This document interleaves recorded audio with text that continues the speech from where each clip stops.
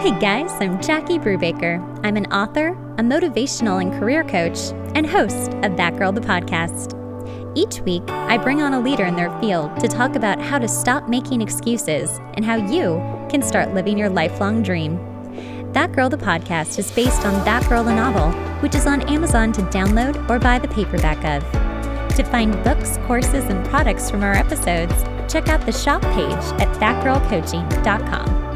You can also follow us on Instagram at Jackie Brubaker and at That Girl the Podcast and our Patreon page. Welcome, Tammi Pickle, to That Girl the Podcast. I am so excited to interview you. I've been waiting and counting the weeks till we could actually talk.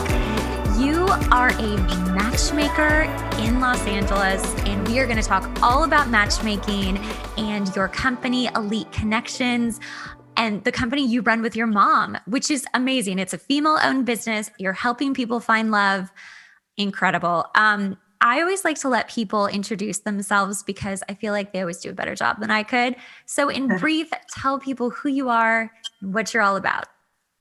Yeah, thank you so much for having me. I'm excited to be here with you today.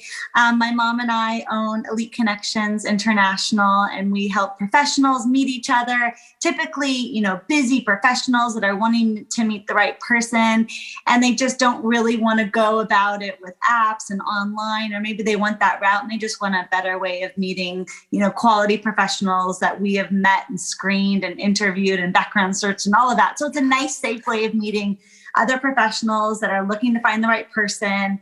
My mom actually started the company 27 years ago. And funny story, she started the company because she joined a matchmaker and she met her husband, and I helped pick him out. That was kind of my first matchmaking experience. How old were you? I was 13. So yeah. Just a kid. You're like, I like him. She brought home some videotapes and we sat down together, and I was like, oh, he likes to ski. He's got 2 kids. He owns a car dealership. That's the one. And then they went on one date and they've been together ever since. And she just thought, what a great way of meeting people. So she started her own company just a few months after meeting her husband. And then, so I kind of grew up in the business. It was nothing that I felt I had to do or I had to be in the family business. But I did know I wanted to help people in some way. So I went to school. I got my degree in psychology. I wanted to get into counseling. Mm-hmm. And then I really started working and meeting the clients and making matches and helping people find like the love of their life. And that's when I fell in love with what I do. And I was like, I want to do this forever. So it kind of, fell into my lap. It was nothing that was forced on me, but I think that's why I love it so much. And I'm so passionate about it because I kind of chose it as well. My mom and I work very closely together. We meet all of our clients personally. We feel like we're friends with our clients. So we get to know everybody, what they're all about, what they're looking for, what's important to them. And then we have a very large database, 27 years in business. We have thousands and thousands of clients in our database. And then we just kind of go through and make nice matches, knowing them, knowing the woman, knowing the man, and then putting 2 together. And of course, you don't know until you meet the person, see if there's a connection in person. But then they give us, relay feedback, what they thought about the person. Sometimes we may be able to help someone, like maybe they said something wrong, maybe they did something wrong, maybe they turned somebody off in some way, they talked too much about their ex or their drama or their this. So we can kind of relay, helpful tips along the way, kind of coaching along the way, which is really nice. Kind of like a friend in your corner that's relaying feedback on what they're hearing and that kind of thing. So, we kind of help them throughout the process and just one after the next until we find them the one. Oh my gosh. Okay. So I just know I'm so curious, and other people are going to be so curious about how it even begins. So let's say that you are one of those people who are single and just like hating it out there with the apps and the whole thing. I'm one of those people. I'm just like, no, thank you. You're all terrible people. How do they start with you, whether you're a man or a woman? How does that work? Yeah. So typically, they've reached out to us. Majority of clients reach out to our company because they're interested in a matchmaker. So we speak over the phone. I talk to them, in detail about themselves and the person they're looking to meet. And then we would either have an in-person or a virtual meeting. We always like to speak face to face, get to know that person, kind of where they came from, their past relationships, where they see themselves. and everything in between, interests and hobbies, and the person they're wanting to meet in detail, location and religion, and if they want children, all those important things. Yeah. Politics are sometimes a big deal right Especially now. So now. we get into all of that. And then we kind of come up with ideas. We always show pictures and profiles. We're showing recent photos. We are checking IDs. We are background searching. So we are verifying everyone is who they say they are. Yeah, which is really important. That's good. For men and women, but especially women on apps or online, these people could be saying anything at all. They could be criminals. They could be married. They could be lying about everything. Right. And we've all watched enough. We've all watched enough 2020 to know that happens. So yes, good. Exactly. And it's a scary world out there. And you just gonna trust someone? I don't. It's a scary world. So it is nice that we're doing all that screening and backgrounding on all of our clients. Anyone would be meeting. We're not showing a picture that's 10 years old or doesn't look like the person. So we're making sure we are meeting and checking IDs, verifying birthdays, verifying they are who they say they are, what they do for a living, all those types of things. And then we always show pictures and profiles back and forth. We want both people to be excited and attracted and feel like there's things in common, feel like they're on the same page. So both parties are agreeing to meet each other, and then we help coordinate that match between the two of them. And then typically a dinner date is a good first date for our clients. And then they relay back to us, I liked her, I want to see her again, or what does she think about me, or vice versa. So then we can kind of relay, she was interested, she'd love to see you again, or she wasn't really feeling it, let's work on something new. Wow, that is such a relief, just that part alone, to be like, yeah, I wasn't so into him, or I wasn't so into her. And then you can be like, great, I'll let them know. That's great. Right. So many times people waste their time on, going after someone, and then, they feel bad letting them down. So they kind of, continue chatting or whatever. So it kind of takes the games out of it. Like if somebody's not interested, just let them know. You don't have to string people along, or, and a lot of our clients are, they're not dating multiple people at once. They're pretty serious about finding someone, which I've heard app dating and online. Sometimes you're just kind of the next person, whoever gives you the most attention, you're kind of talking to or going out with, or if somebody else messages you, then you're in touch with them as well as dating other people. So, people are a bit more serious, I think, that come to a matchmaker like us. They're busy, they're working hard. They do want to focus on finding the right person, and they kind of want a professional to help them with that. Okay. So I just want to tell you a little bit of my story, because it's very interesting how you found me. Because years ago, both my mom and her best girlfriend have both used matchmakers. And my mom actually was married through a matchmaker. Oh, I love it. So I did watch some of the videos. I was like you. I was like, I like him. And so this isn't like a foreign thing to me. I've actually known about matchmakers for some time. And I remember trying out a matchmaker in my late 20s, and it was just not good. It was not a good experience. And I'm like, I can't even see this person's picture. You're just going to send me the profile. It was creepy. I was like, and I think I went on a couple of dates, but it was just, I think I was too young for something. So I think I was too young for it. But recently, now that it's years later, I, have tried the apps, and I've had mainly just serious relationships in my life. And it's just so weird out there, and I'm so traditional. So, and I know, a lot of women are just like, I don't want to play games. I'm looking for the real thing.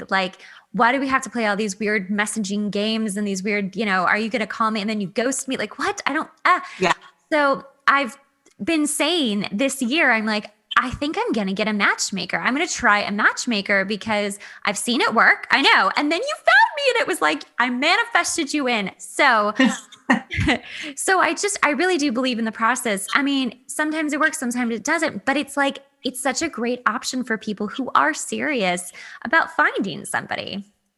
Yes, I'd love to be able to help you meet somebody nice. Yes. So, but it's a nice way of meeting other professionals that are serious. And yeah, like we do have all ages, but I probably would say, more in the middle, less 20s, less older, but more in the middle. So I think, yeah, when you are younger, you're kind of meeting people different ways. You're out, you're going to the bar, you're going, nightlife. So those types of things. So I feel like when you get a bit more serious, especially men, as they get a little older, they get a little bit more serious about finding that person and settling down, starting a family and all those things. Right. It comes with age and like having a career. They wanted to focus on their education and their career and just being, a good foundation before they find the one. So I do see a lot of, 30s, late 30s, early 40s when they're like, okay, I'm ready. Everything else is in line. And now I want to find someone. Yes. So I have just recently, I'm like, let me try a little older than that, because I feel like men in their late 30s and early 40s, most of them, if they're not already married, they're just kind of like, and these are just by the apps, what I've noticed.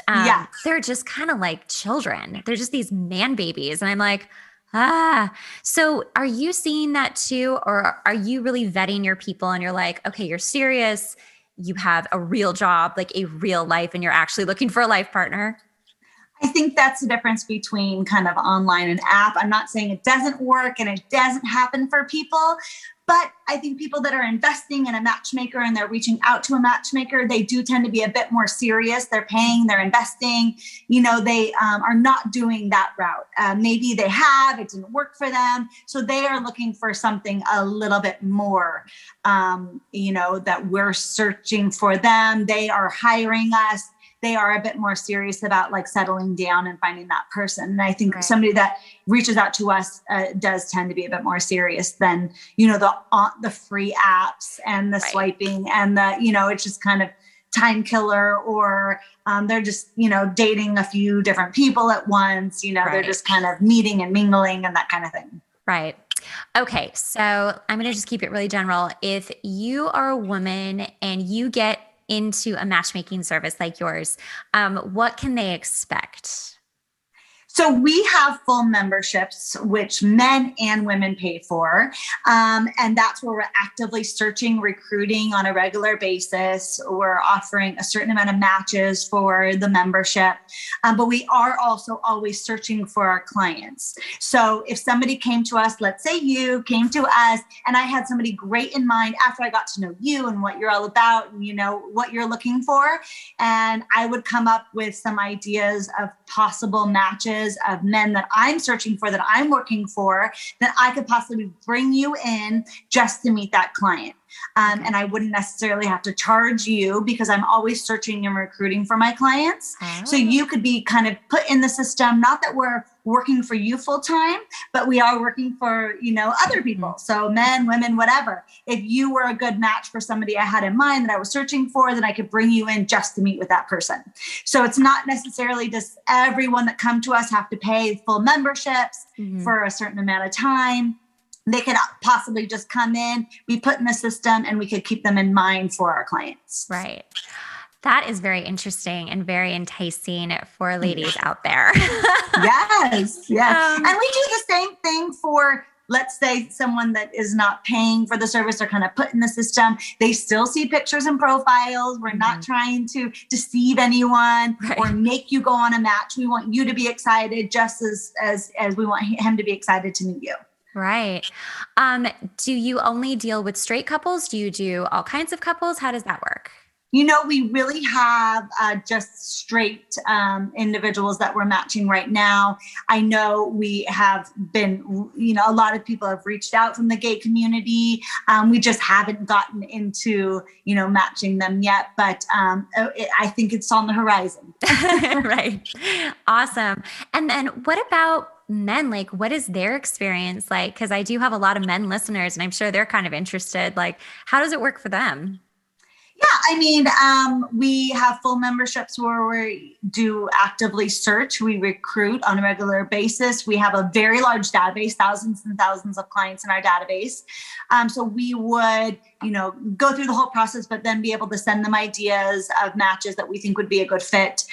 They would approve, the woman would approve. So we're working on their behalf, sending them profiles on a regular basis. I have a very large team of matchmakers that work for me. So we have offices nationwide and internationally, very large presence in Southern California, Northern California, Miami, New York, Texas. Those are some of our largest locations. And then we also have some international offices, Europe and Paris and London and those types of places as well. Oh my gosh, everywhere. You find her everywhere. This is so interesting and such a refreshing change to the constant video game app swipingness that there is. With the pandemic and dating, how has that been? What has that been like? Yeah, it was a little rough when at first everything was shut down. Everyone's like, oh, I'm too scared. No, I'm not doing anything. And, I'm stressed out. I'm working from home. Like I'm trying to keep my business afloat, blah, blah, blah. Right. So it was rough those first 3 to 6 months. But then people were like, okay, I feel like things will start to get better.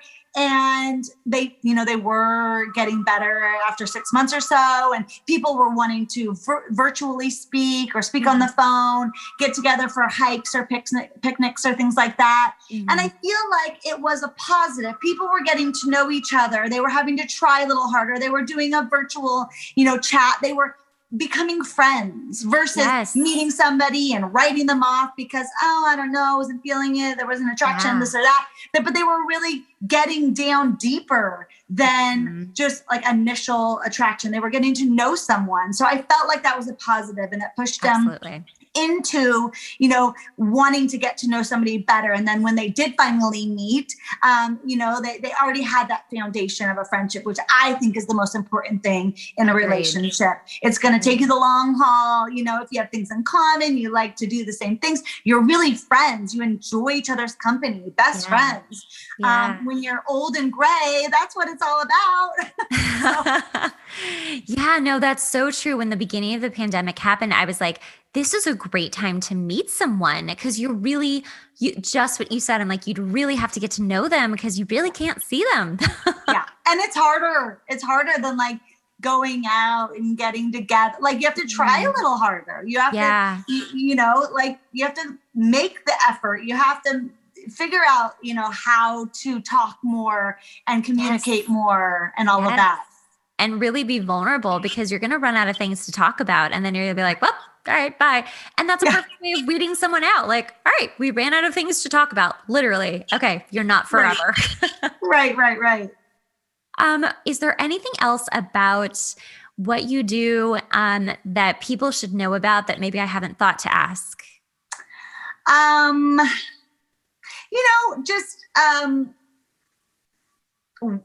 We are one of the largest matchmaking agencies and we've been around for a very long time. We've never changed our name. So it's a reputable company that has been in business for 27 years. So there are other companies out there kind of do the blind dating and this and that. So just, be careful when you do, look into something like this, make sure it's a reputable company because there are some that have kind of changed names. They kind of maybe don't have the best reviews and things like that.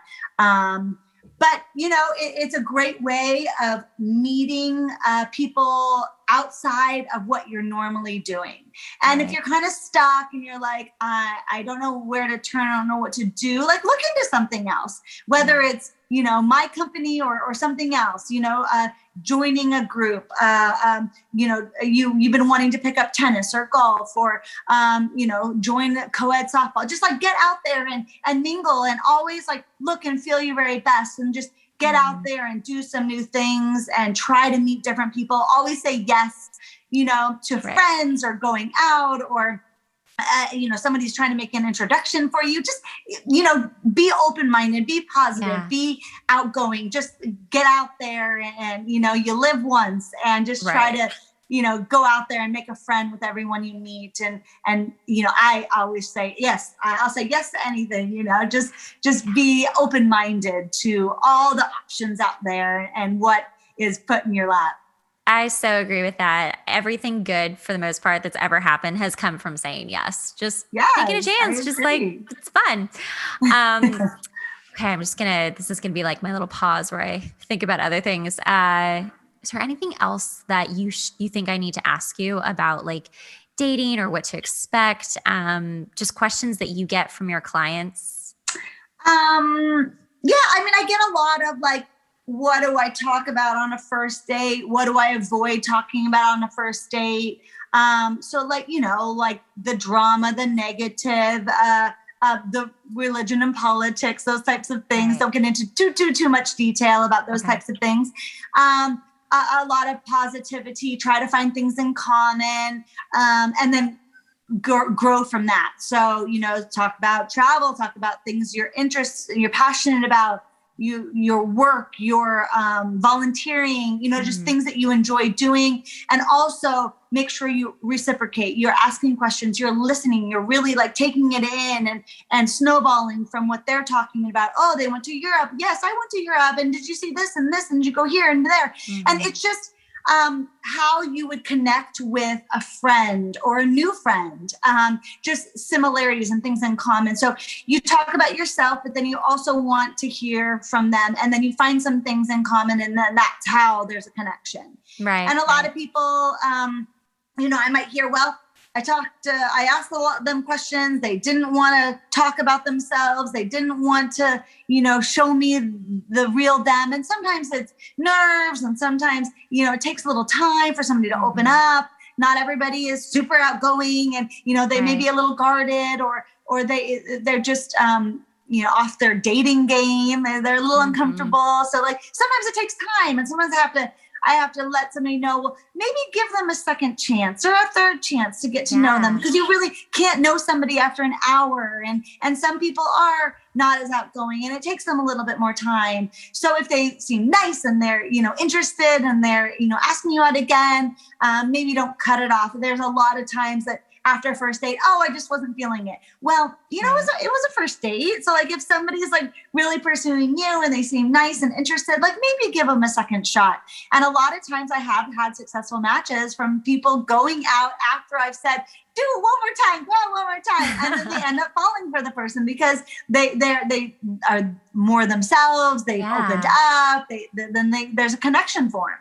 That is such a piece of advice. My God, that is such a strong piece of advice. Cause I know, especially when you're coming out of a long-term relationship and you're just getting back into dating, it's scary. And you are not really your best version of you. Like your representative is not quite the person that you would be if you hadn't just gone through this huge trauma. So I think that's huge advice. Give them a couple of chances, as long as it's like, they're a nice person, you are getting along. But I do feel like if you're just pulling teeth, or like, this is a big thing. So many of my girlfriends and I deal with men who do not ask you questions. They just don't ask you questions. And you're like, great. Well, that was a wonderful interview. I'm glad you feel better about yourself. I'm going to get going. Cause I actually went on a date once where the guy had researched me so much that when I sat down, he talked about himself the whole time. And whenever I would try to like insert something about me, just anything, he's like, oh yeah, no, I read about that. No, I know about that too. I'm like, great. Well, would you like to ask me? Yeah. Like, would you like to ask me more about it? Or did you just need the cliff notes from my website? Right. Yeah, and that's where I would come into play and be like, you need to ask her for the future. Like, that one is probably already ruined, but for the future, you need to ask someone and get to know them. That's what you're there for. It's not all about talking about yourself, but sometimes people don't realize they're doing it. So if like somebody was letting him know, it could be helpful for him in the future. Yeah, absolutely. Conversation is so important and is sometimes forgotten. I think in the beginning of dating, it's like, if you don't instantly recognize that person as someone that you're already friends with, you're like, it can just feel awkward. So yeah, just giving it a moment to like rest, remembering that we're all just humans here, meeting a stranger, trying to be nice and like our best versions, and giving them maybe a second chance. If you really think they're being a nice person to me, like maybe I should just try. Right. And I also think just chatting even before meeting is helpful because it is a little less awkward because you're already communicating, but then you don't want to waste your time doing it too long and then meeting the person, you're like, oh, that was a waste of time. I'm totally not into it. So don't let it go weeks and months, but you know, like a week or so before you meet someone, talk, communicate, text, you know, have some conversations that way. So it's a little less blind dating when you meet for the first time. Right. I love this. Tammi Pickle, you're so wonderful and so sweet. And please, guys, tell everyone how they can find you and how they can sign up if they're interested. Yes, you could reach out to me directly. My office line's 800-923-4200. My email's Tammy, Tammi, EliteConnections.com. Our website's EliteConnections.com. So you can reach out. I can go over everything with you in more detail. And you can find me on all social medias, Tammi Pickle and Elite Connections. Perfect. Thank you for having me. Oh, thank you so much for coming. You can find everything in links below. Tammi, this was a pleasure. I'm so happy we met. Thank you, Jacqueline. Thanks for having me.